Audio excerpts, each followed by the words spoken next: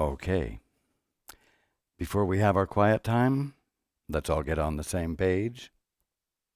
If you're in the Sparkly book, it's page 362, a new section entitled The Holy Instant and the Laws of God. If you're in the second edition, it's page 315, paragraph 3. If you're in the first edition, it's page 293, the second full paragraph. If you're reading from the JCIM, it's page 152, the new section, The Holy Instant and the Laws of God. And if you're reading from the CIMS edition, it's page 304, the same new section, The Holy Instant and the Laws of God.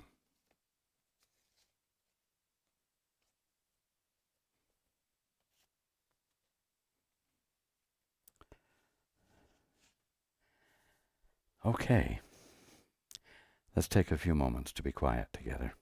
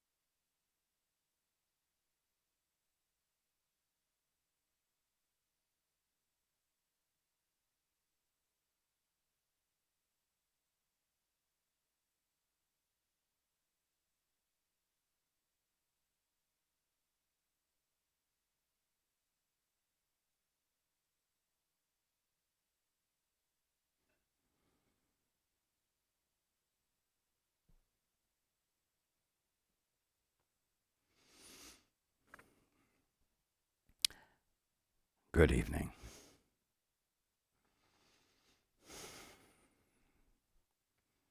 And welcome to everyone who's joining us on the internet.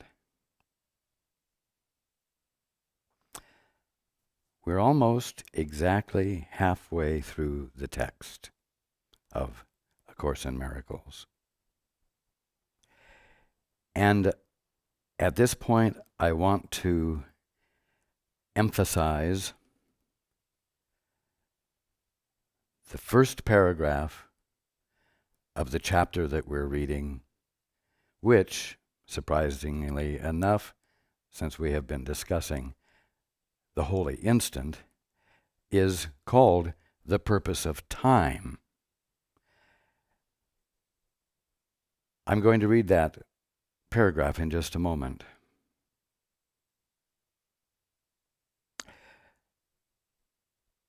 As you become more committed to experiencing the holy instant, as you become more consciously and consistently committed to actually being awake, not talking about it, not studying about it, but engaging in the inner act of that which facilitates the shift.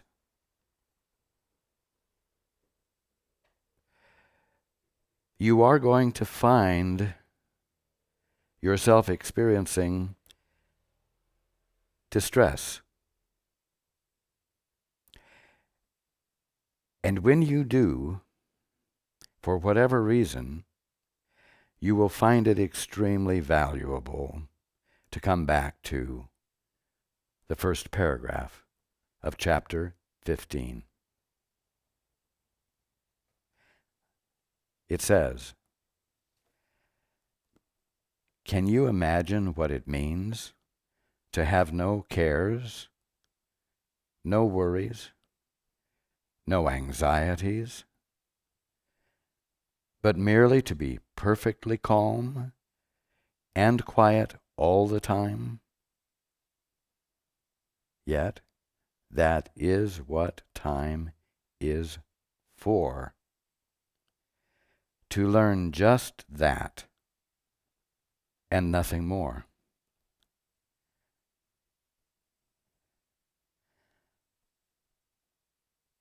Every one of you need to remind yourself of this often.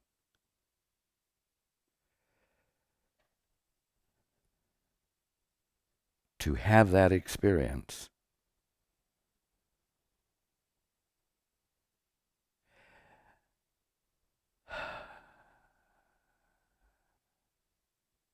is what triggers awakening. Therefore, when you find yourself highly committed to other goals, you may know that you are not doing the one essential thing, that you are being sidetracked from the one essential thing, and that for all of your commitment to these other goals, you are applying yourself in a foolish and impractical direction that you must come to recognize as such, so that you can consciously, purposely begin to devalue those goals.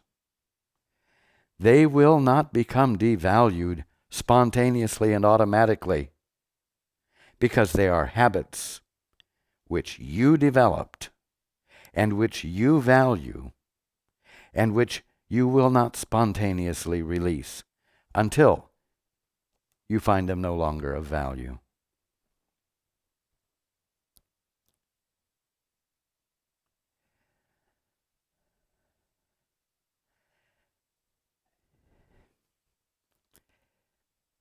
God's teacher,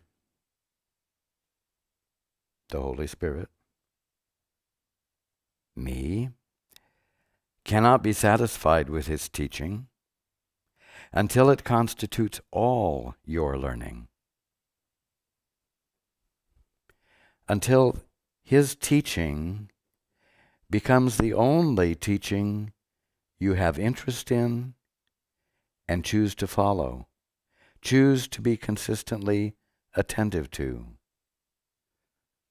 Obviously, one who changes teachers frequently and changes from one teacher to another teacher who is not consistent, teachers who are not consistent with each other, that one is not going to find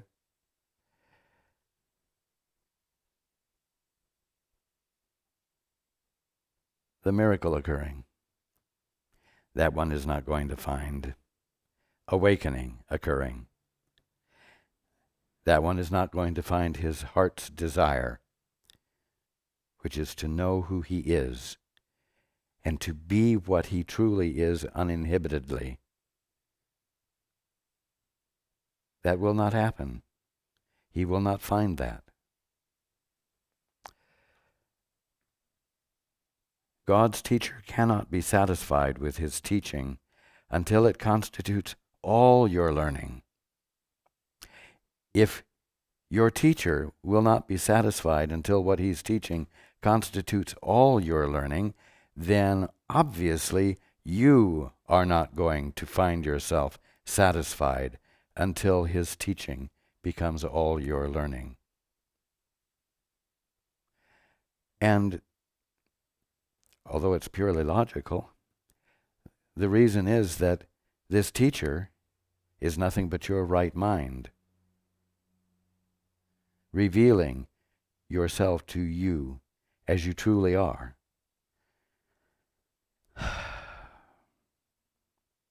That's why satisfaction is the subject here. He, God's teacher, has not fulfilled his teaching function until you have become such a consistent learner that you learn only of him.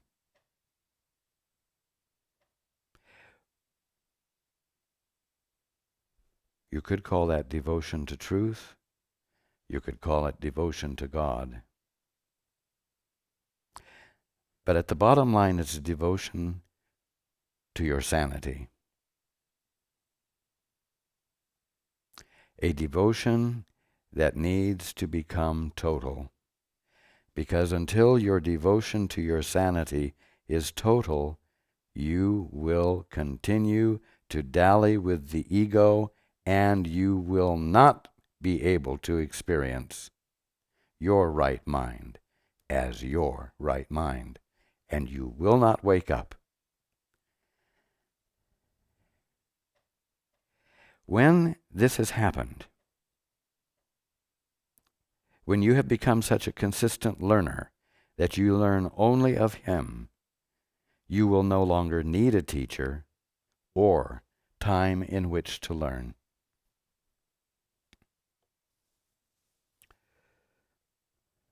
Now,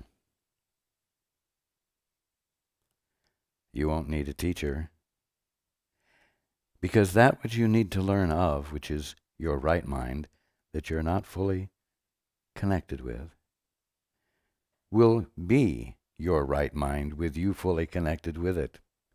No more teaching will be needed, because you will have returned to your sanity.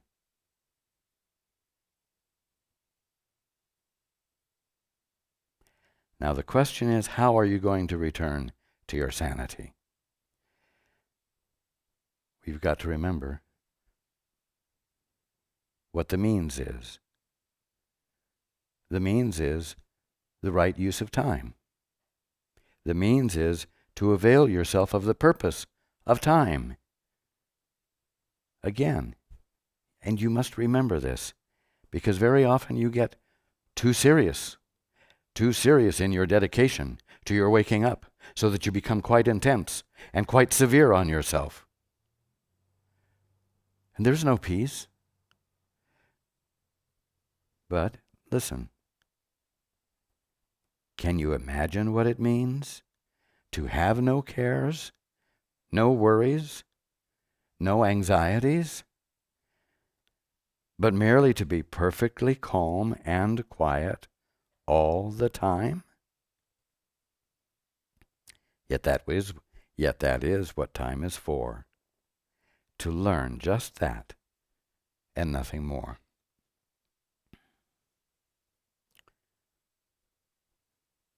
To learn just that and nothing more means to arrive at a point where you've abandoned your own personal goals.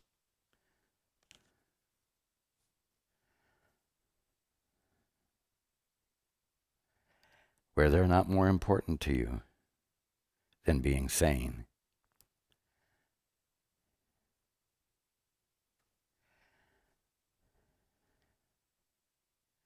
Now you're going to find times when it's hard to practice the holy instant. You're going to find that somebody has ticked you off, or a circumstance has arisen that is impacting you adversely. And you will feel the injustice of it. You will feel the fact that it's not appropriate for you to be suffering from it. And you will, out of habit, forget to do the appropriate thing, which is choose for your peace and not aggravate the symptoms by indulging in anger and frustration and self-righteousness and on and on. You are going to have to be diligent. And when you are upset, you're going to have to consciously decline to participate in the upsetness. And you're going to have to do that when you don't feel like doing that.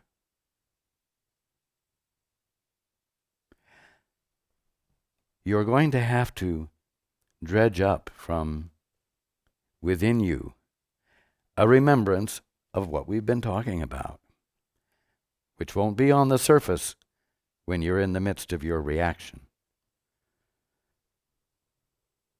And you're going to have to be willing to remember what your function is.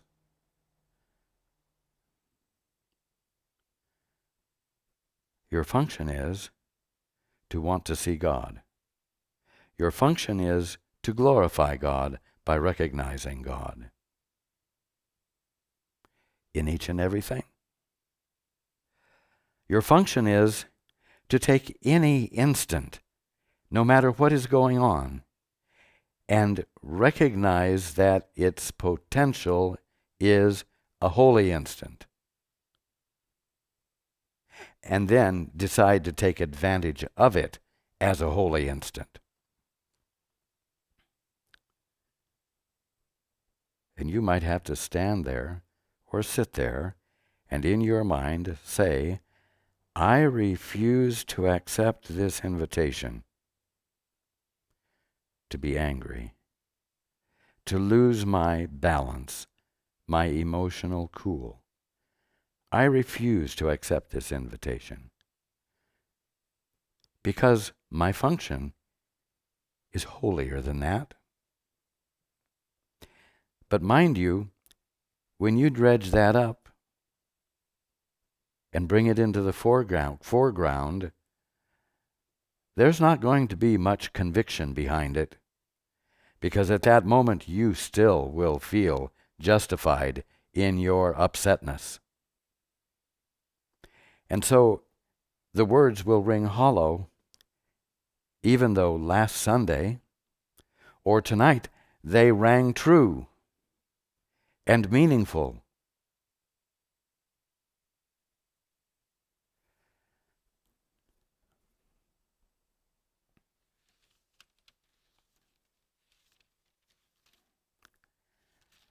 It's at times like that that you need to go back to this paragraph.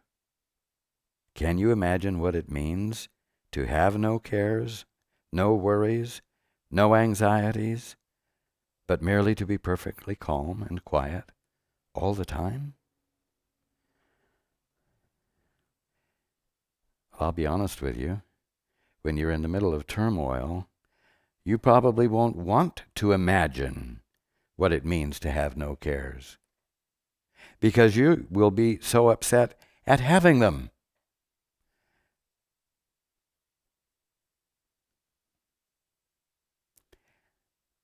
But it's right in those circumstances that you have to be willing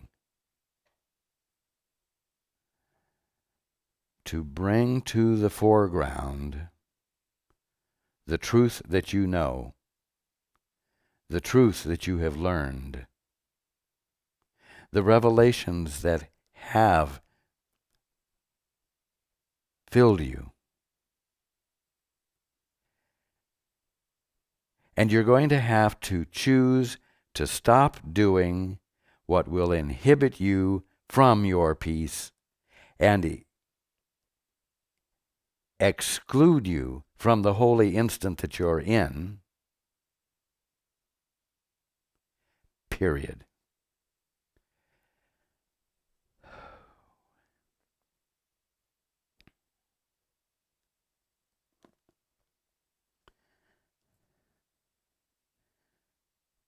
The holy instant and the laws of God. We've been reading about the holy instant and this, and the holy instant and that, and the holy instant and the other thing. Now we're reading about the holy instant and the laws of God. Why? Because, interestingly enough, when you move into the holy instant, new rules come into play. You might say that God's values come into play.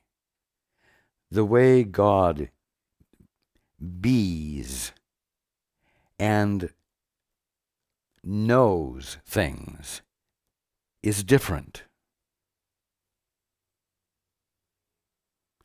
And you will find that what you had valued before won't have value for you. And in some instances, initially, that will be experienced as a loss by you. But you must understand, you must be willing to understand, that as you let this shift occur, that occurs in the holy instant,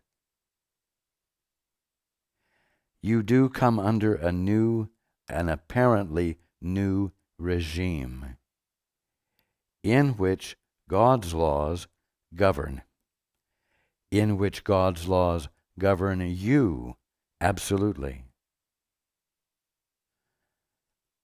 govern you in perfect peace, govern you in perfect health, govern you in perfect joy, govern you in perfect freedom.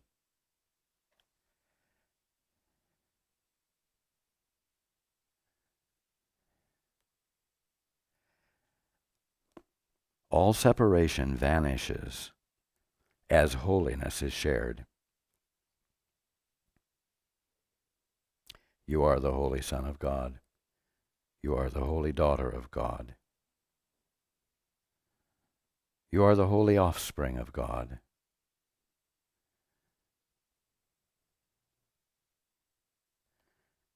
This is part of the new state of affairs.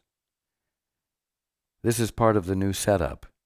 It's always been true, but you're at a point now of needing to embrace it and embody it, to own it, and to behave as though it's true, and to behave toward your brother as though what's true of you is true of him. He or she is the Holy Son or Daughter of God.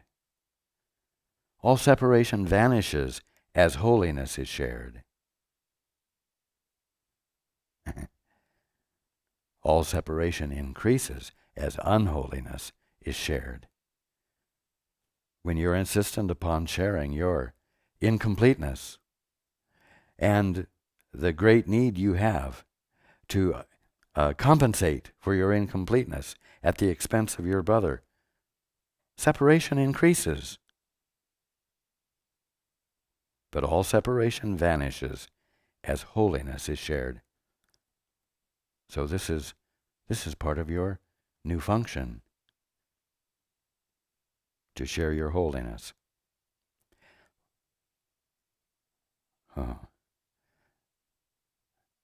But I will tell you that there are going to be times initially where the idea of sharing your holiness is going to cause you to feel extremely vulnerable, as though doing that is extremely dangerous, because there's a defenselessness to it. There's an intimacy to it that means you are being undefended as you are sharing your holiness. All separation vanishes as holiness is shared. For holiness is power, and by sharing it, it gains in strength. If you seek for satisfaction in gratifying your needs as you perceive them, you must believe that strength comes from another, and what you gain, he loses. Someone must always lose if you perceive yourself as weak. Or we could say, someone must always lose if you perceive yourself as unholy, as not the son or daughter of God, as an orphan.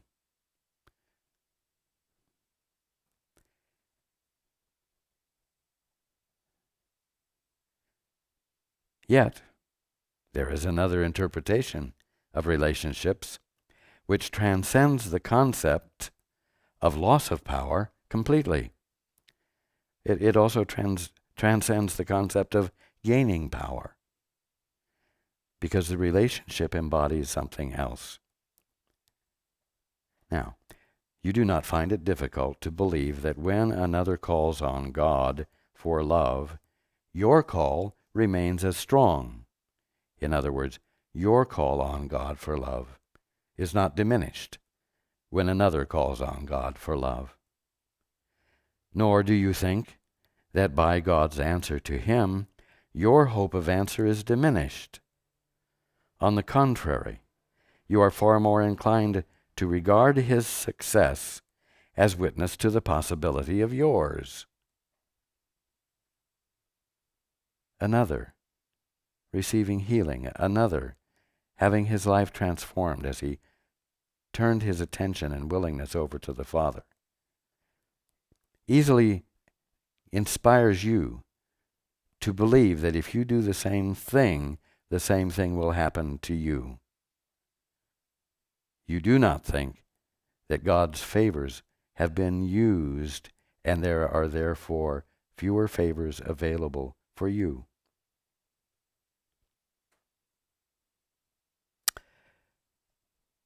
That is because you recognize, however dimly, that God is an idea. And so your faith in him is strengthened by sharing.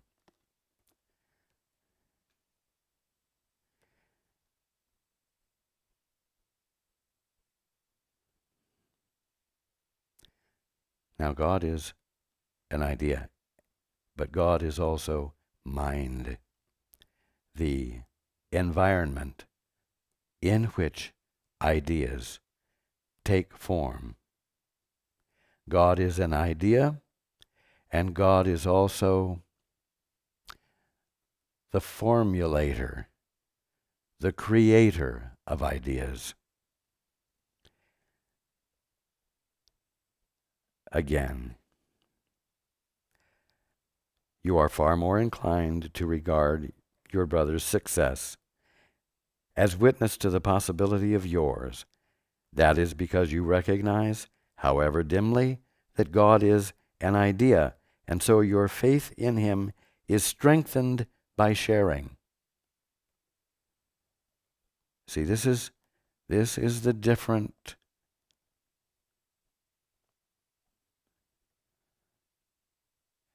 makeup, constitution of relationships that transcends the concept of loss of power or the gaining of power completely. What you find difficult to accept is the fact that, like your father, you are an idea. And like him, you can give yourself completely, wholly, without loss, and only with gain. You see, these are the new rules. These are the new dynamics of the holy instant.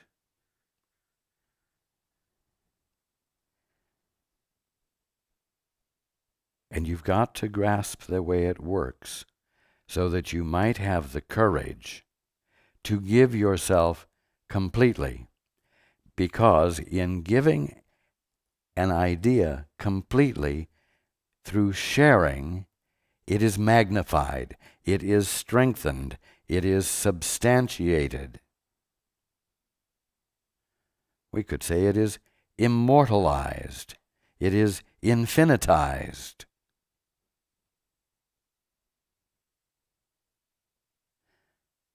But this doesn't come naturally and spontaneously as you're moving out of self-protection and orphanhood and all of the benefits that you thought you had brought together for yourself by being a successful orphan.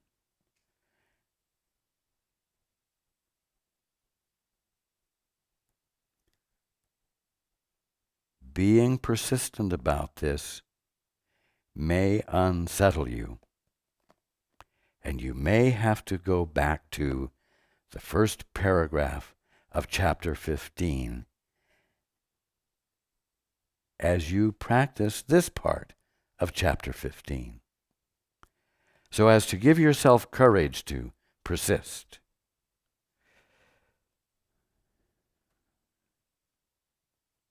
This is important. What you find it difficult to accept is the fact that, like your father, you are an idea. You could say, you are an idea of God. I am an idea of God, held eternal in his mind, forever renewed.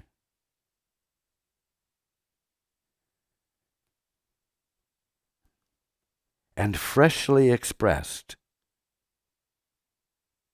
by him in his ever-present expressing of himself right where I am.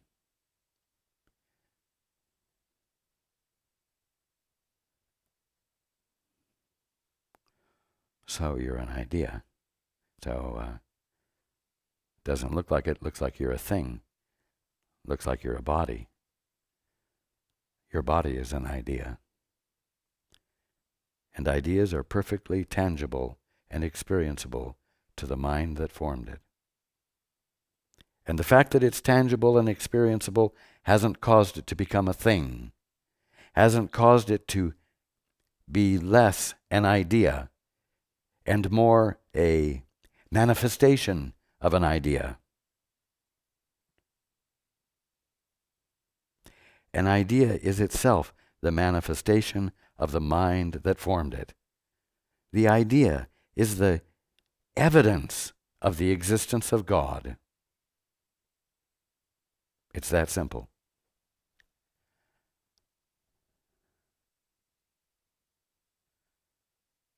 So, waking up is an experience of translating things into thoughts or ideas, of experiencing them more truly.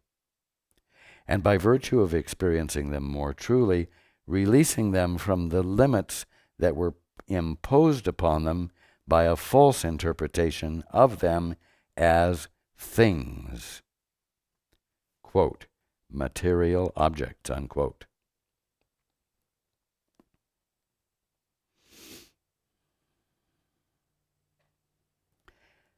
What you find difficult to accept is the fact that, like your Father, you are an idea, and like Him, you can give yourself completely, wholly, without loss, and only with gain. But you will not find out that it will be only with gain until you do it.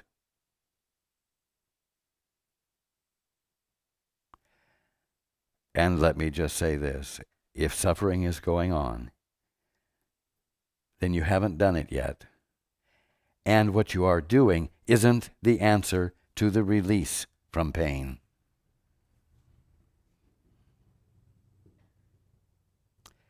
Herein lies peace, for here there is no conflict. In the world of scarcity, love has no meaning, and peace is impossible, for gain and loss are both accepted, and so no one is aware that perfect love is in him. In the holy instant, you recognize what? The idea of love in you, and unite this idea with the mind, the capital M mind, that thought it, meaning God, and could not relinquish it. By holding it within itself, there was no loss. The holy instant thus becomes a lesson in how to hold all of your brothers in your mind, experiencing not loss, but completion. If you're willing to hold all of your brothers in your mind, to hold them, to embrace them, it means you're willing to share yourself with them. You're not holding them outside your mind, separate from you, protected from them.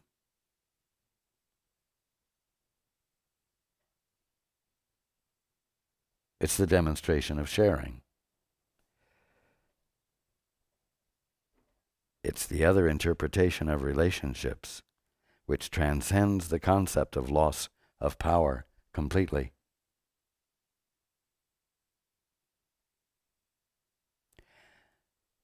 Now, you're going to have to pay attention here, because you're going to have to sort out what's real and what isn't real, what is of value and what isn't of value, and then stop doing what isn't of value.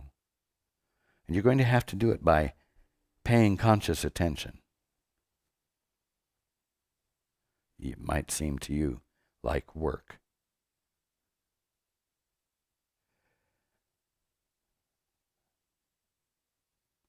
But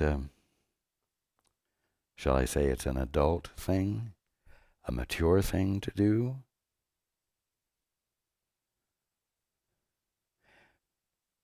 To be willing to look at what the answer is, even if it doesn't fit your concepts of what right ought to be, and then choose for it, even though it means having to change your mind, and do things in a new way for new reasons.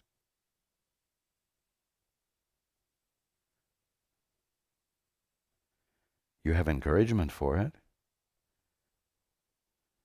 You have encouragement in the book. You have encouragement from the Holy Spirit. You have encouragement from me. You have encouragement from the Father. You have encouragement from each of your guides. You are companioned by many who have one intent, and that is to help you make this shift with your fear reduced enough so that there is willingness to do it.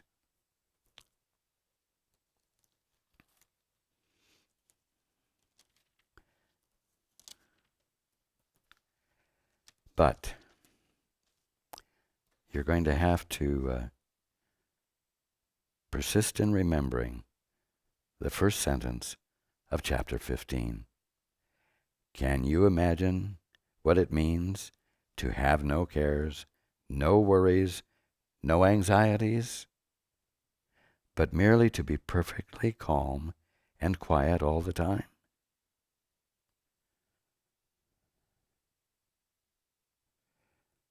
So much of the time you have other, more important things to do. You insist on the context of your life being something else, and you attend to the needs of your daily affairs from a different place, not from a place of no cares and no worries and no anxieties. Not a place where there is perfect calm and quiet all the time. But you don't have to do it from there. You can choose to do it from the place that significantly ushers you into a new awareness of being, which is your original state of being, and is you coming back into your sanity.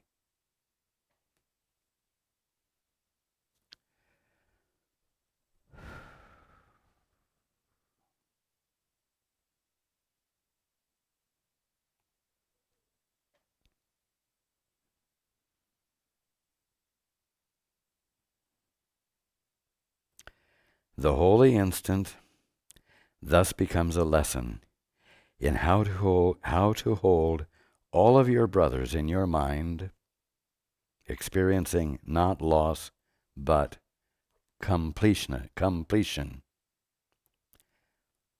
Wholly whole.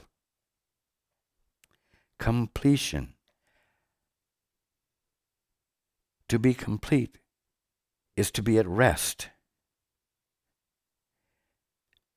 To be complete and to be at rest is to be the presence of life, enjoying living.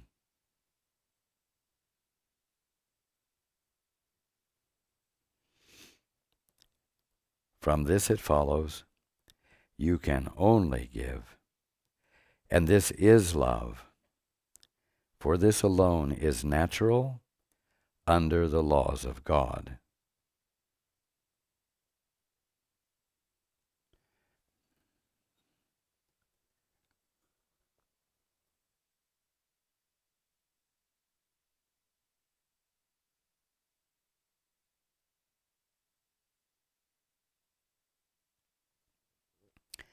In the holy instant, the laws of God prevail. That's a mighty statement. In the holy instant, the laws of God prevail, and only they have meaning. This is where the confusing part comes in. The laws of this world cease to hold any meaning at all. But the fact is that the laws of this world are pretty much the laws each of you has made up for yourselves. Aside from the ones you mutually agree upon so as to have a certain amount of harmony. But the fact is that at the bottom line, all of the laws that you have made up have been self-seeking and at the disadvantage, they function at the disadvantage of others. It's that simple. The laws of this world, meaning the laws you made up, cease to hold any meaning at all, and you experience that as a loss of identity, a loss of meaning, a loss of leverage, a loss of ability to cope. As though there were such disorder that it was essential for you to cope, instead of there being such infinite harmony that there's nothing to cope with, and only everything to experience with embrace and willingness to share. When the Son of God accepts the laws of God as what he gladly wills, it is impossible that he be bound or limited in any way. Now that's not just a truth for a future time. It's a fact for you to be actively engaged in taking hold of by choosing for the holy instant, persistently, as though there were really no other way to be in any moment of your day than to be seeking to experience the holy instant.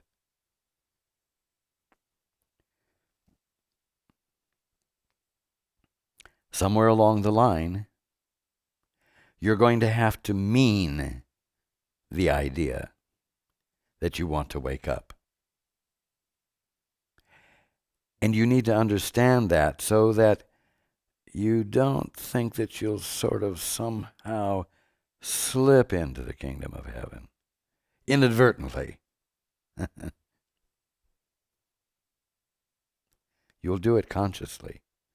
You'll do it by choice. And when you do it by choice, you own it. You set it deeply, or allow it to be set deeply in you, where it actually already is.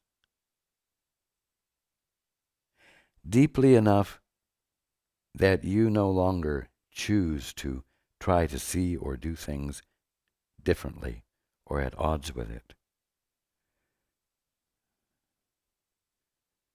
When the Son of God accepts the laws of God as what he gladly wills, it is impossible that he be bound or limited in any way. In this instant, he is as free as God would have him be. How free would that be? Totally, completely. For the instant he refuses to be bound, he is not bound. The moment you refuse to be bound, you will not be bound.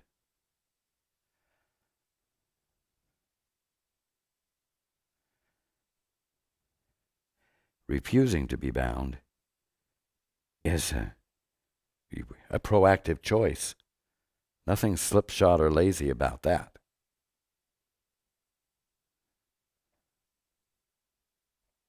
Don't be afraid to be proactively decisive.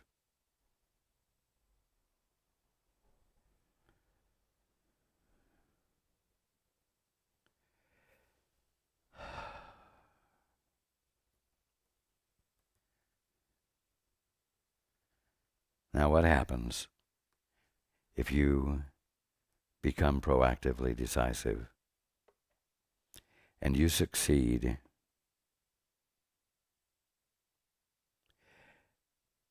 in actively paying attention to every moment with a desire to experience the holy instant, to experience God's perspective, to experience the truth of what things are that are in the instant you're in. And there's no transformation. And you're called upon to be persistent, with patience, apparently without results. It's simple.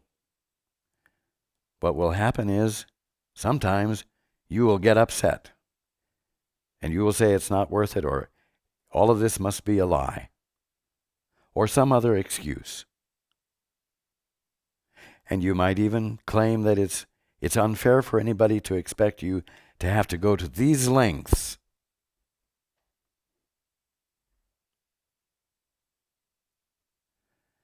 Well, it's just the way it is. Those are the lengths you have to go to. You have to go to the lengths wherein you have become consistent. and not slipshod. You have to go to the lengths it takes not to switch teachers back and forth and confuse the issue.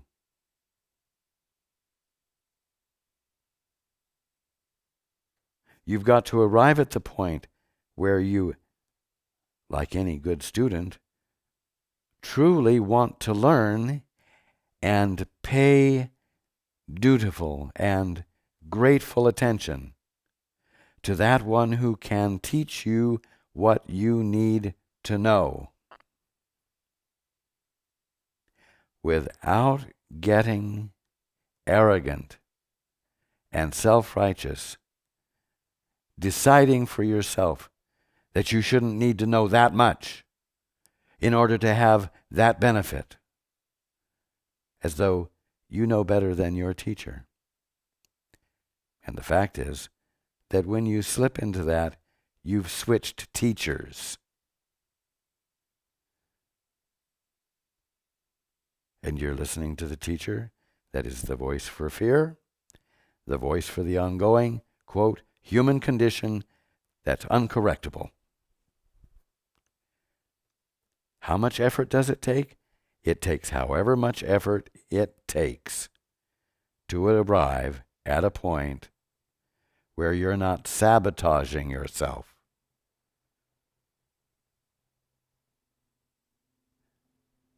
By valuing more than one teacher, teaching two different curriculums.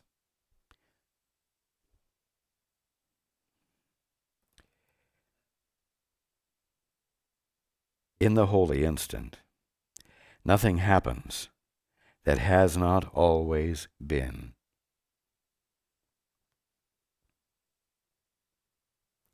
What has always been, ultimately, infinitely truthfully? God being the movement of creation. That is what has always been. And that is what will always be. Except now, it will register with you as what it is. In the holy instant, nothing happens that has not always been. Only the veil that has been drawn across reality is lifted. The distorting, graying effect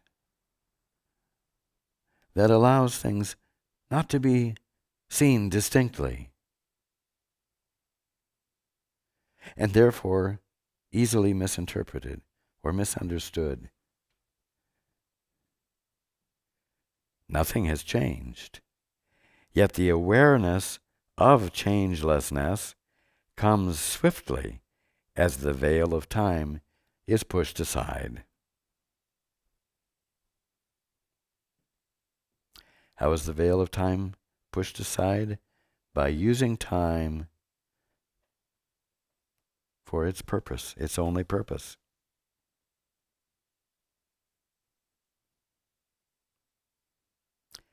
Can you imagine what it means to have no cares, no worries, no anxieties, but merely to be perfectly calm and quiet all the time?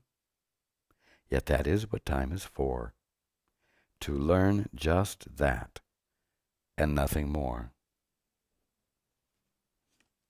You know what? You all are already full of learning much more than that.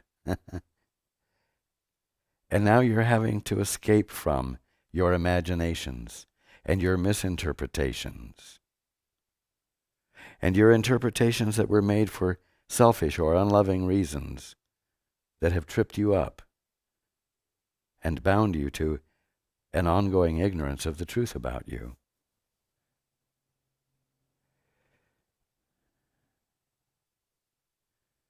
No one who has not yet experienced the lifting of the veil and felt himself drawn irresistibly into the light behind it can have faith in love without fear. So accept that. And accept the fact that as you allow for the holy instant, as you invite it, as you provide the environment in which it can occur, fear is likely to accompany you.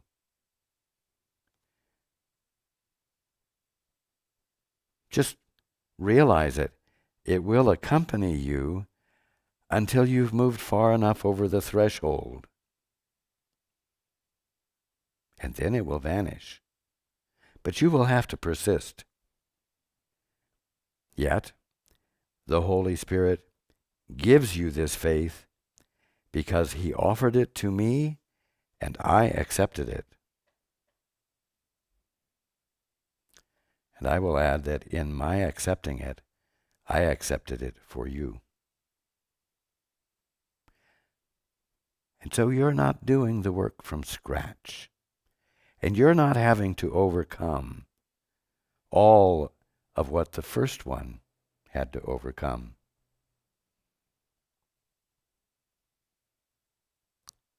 Fear not, the holy instant will be denied you, for I denied it not. And through me the Holy Spirit gave it unto you as you will give it. See? Sharing was shared with me. I share it with you. You will share it with others. Because that's the new paradigm of relationships. It's not one of loss and gain. It's one of having. It's just one of having. It's just one of having. Having infinitely.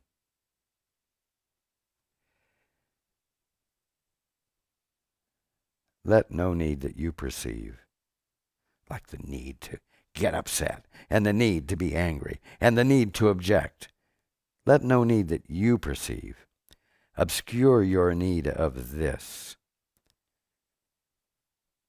For in the holy instant you will recognize the only need the aspects of the Son of God share equally. What are the aspects of the Son of God? All of the sons and daughters of God are the aspects of the Son of God.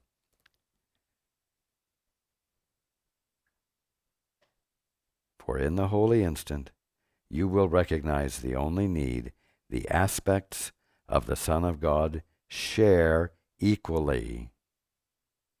And by this recognition you will join with me in offering what is needed. Now that's quite a new paradigm, isn't it? That's very different from loss and gain. That's very different from getting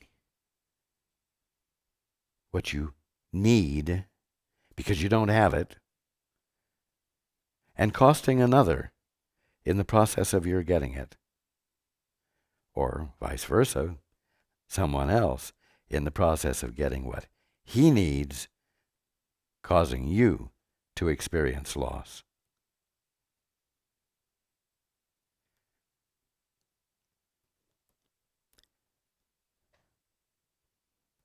Pay attention to this.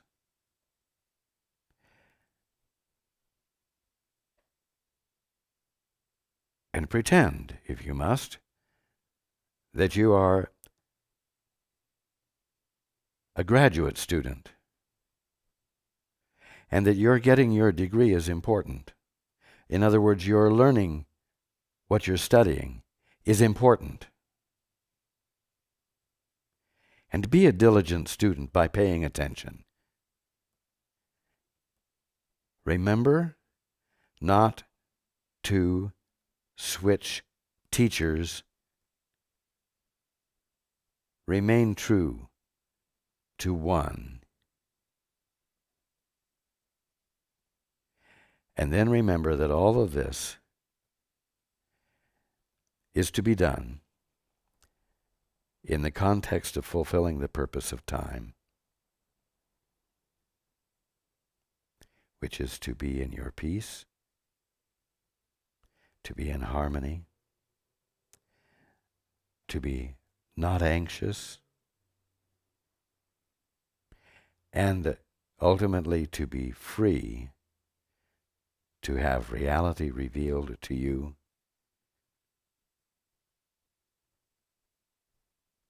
so that you might enjoy it in your wholeness,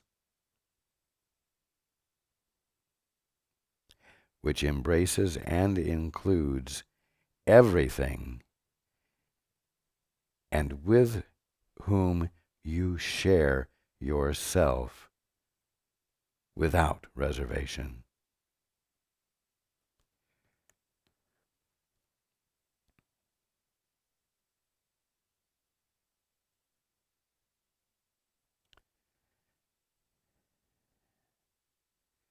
Do the work this week.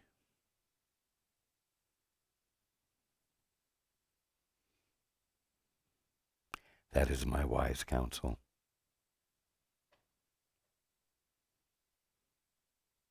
Because that is what will cause learning.